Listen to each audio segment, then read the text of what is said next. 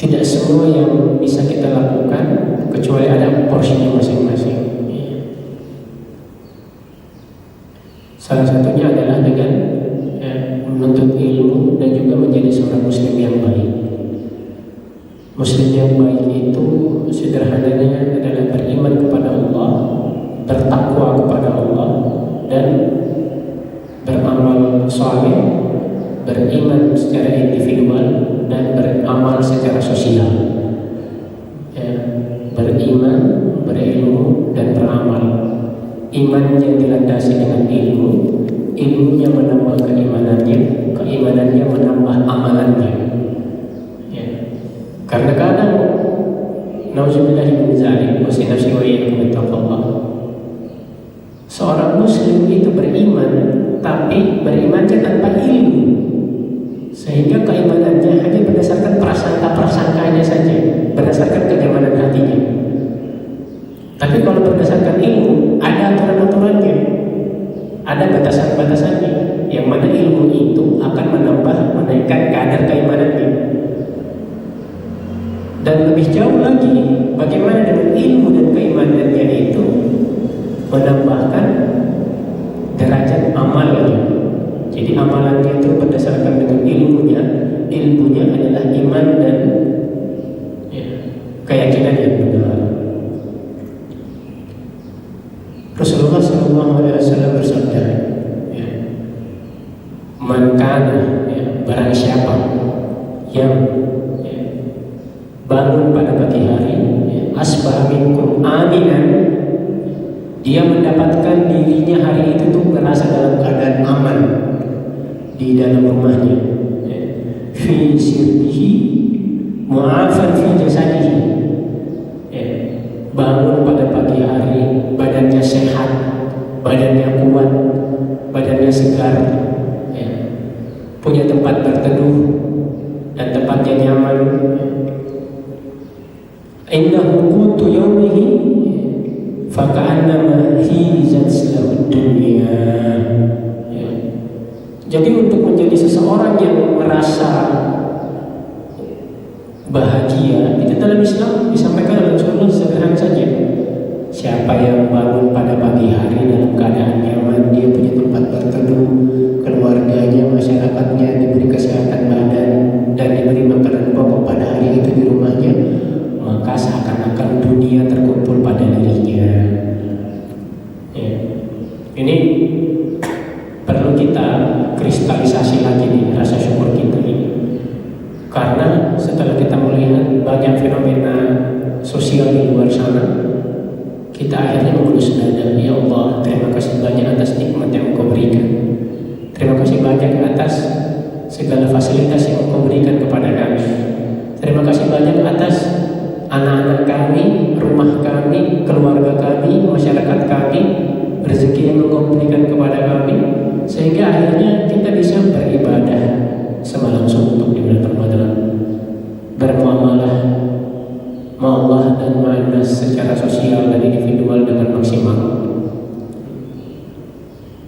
Pagi hari belum ada embun turun, belum ada penjual makanan lewat, dia ada bom yang jatuh, dia ada penjajah masuk ke dalam rumah, dia ada perkelahian di luar yang mengancam nyawa. Ini tidak kita dapati kan di tempat kita. Di Palestina itu setiap jamnya itu ada fenomena seperti ini. Mereka siap-siap untuk syahid dalam setiap saat, karena dalam berbagai macam cerita yang kami dengarkan itu nyawa mereka bisa saja hilang kapanpun, dimanapun. Kalau dulu masih ada himbauan, katanya himbauan itu jadi ada nomor tidak dikenal masuk ke dalam HP mereka, ditelepon 5 menit lagi ada serangan yang datang ke rumah. Kalau dulu di awal-awal setelah 7 Oktober disampaikan untuk segera minggat dari tempatnya, biasa ada masuk nomor unknown caller. Ternyata yang telepon itu adalah pihak penjajah yang menelpon ke orang-orang. Di rumahmu ada seorang pasukan perlawanan. Tapi hari ini tidak ada pemberitahuan. Tiba-tiba aja dia, tiba-tiba tenda rumah sakit Indonesia yang itu sudah tidak berbentuk.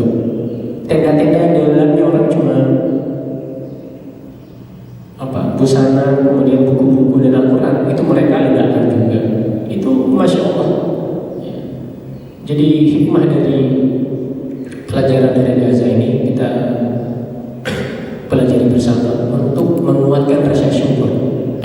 Semakin bersyukur, semakin bertambah rasa syukur kita, semakin Allah tambah nikmat itu, semakin kita mempunyai semangat untuk menyebarkannya ke orang lain. Ya. La in syakartum la azidannakum. Ya. Bukan la azid. Kalau la azid saja ditambahkan, tapi la azidanna. Artinya apa? Akan ada kelipatan-kelipatannya lagi. Ada kelipatan-kelipatan nikmat yang Allah berikan, bukan cuma sekalian ketika kita bernafas, aktivitas tidak. Ternyata ketika kita bersyukur dalam menjalani hari, ditemukan orang baik, masalah di kantor, di pekerjaan dimudahkan. Itu kalau bersyukur. Karena Allah bilang azidanna. Gitu ya. Ada kelipatan-kelipatannya. Wala in kafartum inna azabi lasyadid. Tapi kalau kita kufur nikmat, bukan syukur nikmat, ya. Allah tidak bilang saya akan men-stop semua rezekimu, tidak. Tapi akan diberikan azab. Azab itu bukan langsung diturunkan. Ya, dalam riwayat dijelaskan para ulama mengatakan banyak jenis azab. Ya, bahkan kenikmatan yang membuat kita jauh dari Allah itu termasuk azab. Alhamdulillah. Kenikmatan yang membuat kita tidak mengingat Allah malah makin jauh itu termasuk azab dalam berbagai literatur dari apa yang ulama sampaikan, para ulama sampaikan. Dengan kesyukuran kita, kondisi yang kita alami hari ini, kita mampu untuk mewujudkan apa yang kita sebut tadi, piagam muslim, seorang muslim yang baik. Seorang muslim yang baik itu ternyata bagaimana? Di sini ada lagi yang kami tulis, ya, ambil hadis dari Rasulullah SAW. Ya. Ternyata muslim dengan muslim yang lain itu ada haknya. Haknya Ustadz April ke saya itu ada, dan saya ke beliau ada, dan kita masing-masing ini mempunyai hak satu sama lain. Nah, di sini urgensinya belajar Islam dari fenomena Gaza agar kita meyakini bahwasanya keislaman kita itu perlu kita rapatkan kembali. Ya. Bismillahirrahmanirrahim. Rasulullah sallallahu alaihi wasallam berkata di hadisnya, hakul muslimi 'ala muslimi sittun. Ya. Hak seorang muslim dengan muslim yang lain itu ada 6. Idza laqitahu fasallim alaihi. Assalamualaikum. Waalaikumsalam. Ketika kamu berjumpa dengannya, salam kepadanya. Ya. Orang Yahudi tidak, mereka salam, mereka berjumpa, mereka nyapa. Kalau ada maunya, kemarin itu mereka memuji-muji Turki, presidennya. Tadi malam ada sebuah perkumpulan perwakilan dari Turki itu datang ke US untuk apa?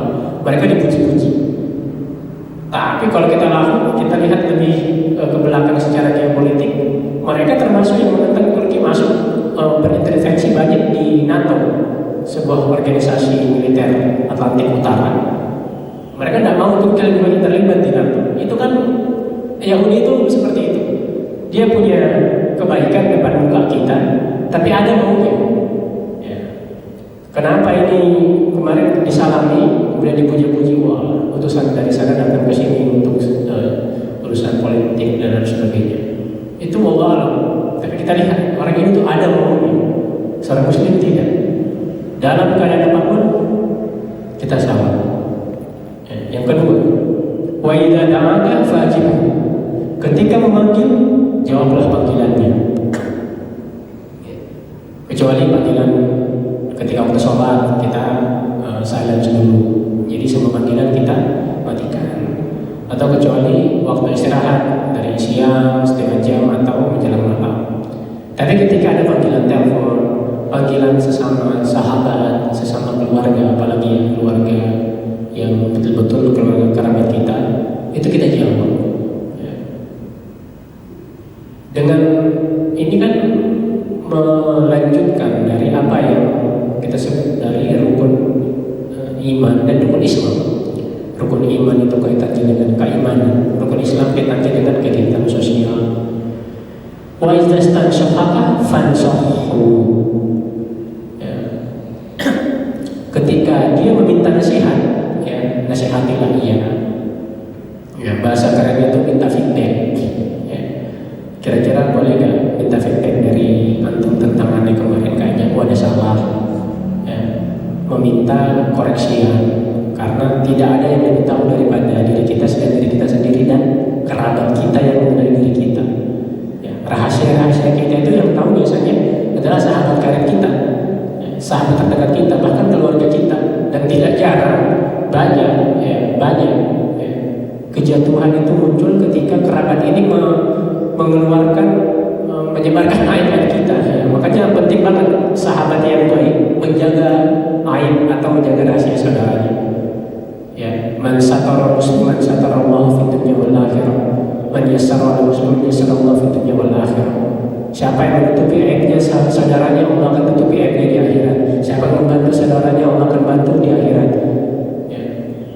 Man nafasa mu'minin kurbatan min kurabi dunya nafasallahu fid dunya wal akhirah. Siapa yang meringankan bebannya seorang muslim, yang lain Allah akan meringankan bebannya. Jadi mencintai saudara kita itu lebih diutamakan juga sebelum mencintai diri sendiri. Man ahabbahu mu'minan, lebih daripada mencintai diri. Baru nanti terakhir Rasulullah katakan, wallahu fi aunil abdi maka abdu fi auni akhihi. Penting untuk membantu saudara kita, maka Allah akan bantu kita dalam keadaan manapun, dalam keadaan apapun. Di situ baru juga masuk relevansinya dengan membantu saudara-saudara kita di Palestina, saudara-saudara kita di tempat-tempat bencana, saudara-saudara kita yang membutuhkan bantuan. Kemudian wa idza atasa fahamidallahu fasabbithu. Kalau dia bersih, ucapkanlah ya alhamdulillah yarhamukumullah. Sesederhana itu Islam. Mengukur kecintaan saudara itu tidak perlu harus mengumrahkan dia, tidak perlu harus membangunkan dia rumah. Cukup sederhana, kalau dia bersih, yarhamukumullah, alhamdulillah yarhamukumullah, wa yahdikumullah wa yuslih balakum. Jadi very simple, very easy untuk menjadi seorang muslim yang baik. Membantu, mengucapkan tahmid ketika dia bersih, mengucapkan doa-doa yang baik ketika dia membutuhkan doa itu. Kemudian wa idza maridu fa'uduhu, ketika dia sakit kunjungilah dia. Kunjungi, kalau tidak mampu kirimkan doa yang baik, karangan bunga, buah-buahan dan sebagainya. Wa idza mata fa'atba'hu, ketika dia meninggal maka iring-iringilah jenazahnya. Ya. Ini semua ini kita lihat di Gaza hari ini. Semua yang barusan kita pelajari bersama para jamaah sekalian, kita lihat semua di Gaza. Mereka menyulatkan sahabatnya, mereka membantu sahabatnya, mereka membantu mereka yang membutuhkan. Mereka saling mendukung satu sama lain. Saya kira tidak ada yang bisa bertahan hidup lebih panjang kecuali mereka yang hari ini kita lihat di Palestina. Karena dengan segala keterbatasan, mereka masih mau di tempatnya masing-masing, tidak mau minggat dan tidak mau pergi kemana-mana. Itu bagaimana pola nasihat satu sama lain. Wa tawassaw bil haqq dan wa tawassaw bis sabr, itu bagaimana?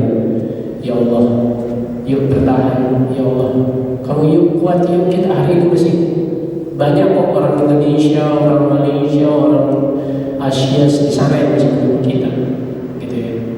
Jadi beberapa sikap yang perlu kita hadirkan sebagai seorang muslim adalah 6 hak-hak ini. Seorang muslim yang menjaga haknya dengan hak yang lain sehingga ia menjadi sebuah ikatan sosial yang kuat. Kalau nggak ada ikatan sosial, ya nggak ada bencana pun bubar itu masyarakat. Tapi dengan berbagai bencana yang kita lihat di Palestina, dengan berbagai macam ujian dan cobaan yang mereka alami, saking kuatnya ikatan sosial mereka, hak-hak satu sama lain mereka kuatkan, mereka tetap tangguh, bertahan sampai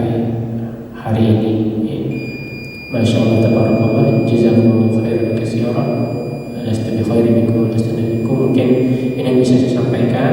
Apa yang kami sampaikan tidak lepas dari bacaan-bacaan yang mungkin kurang banyak lagi. Ya, semoga bisa menjadi wasilah